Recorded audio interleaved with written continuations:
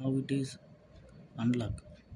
Sensor is unlock sensor, lock sensor.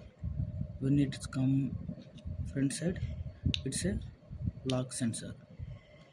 Without unlock, the scooter is not moving right now. See here, this is unlock. Here, this one in middle, no unlock, not lock, and unlock. Then the glitching sound is coming. Ride mode is you cannot go to ride mode because this is in middle, not at all lock, not at all in unlock. So if you want unlock, this middle one always be in unlock. The second one you keep one uh, spring or something to carbon while take on the keep there only.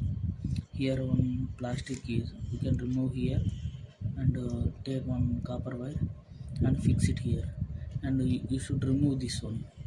You should remove this one. So this is not functioning. See, when I am unlock, this will go to middle. When it will go to middle, okay, scooter will not to ready to ride mode. It's not coming to back and not go to front side. So that is the main problem. If you want to buy or not, you fix it permanently. You don't need unlock. So you don't want to lock your side. You don't need to side lock. You just fix it to unlock. Take one copper wire, small wire, and remove this plastic one, and just fix it here. Okay. So this is my problem, unlock problem. Okay.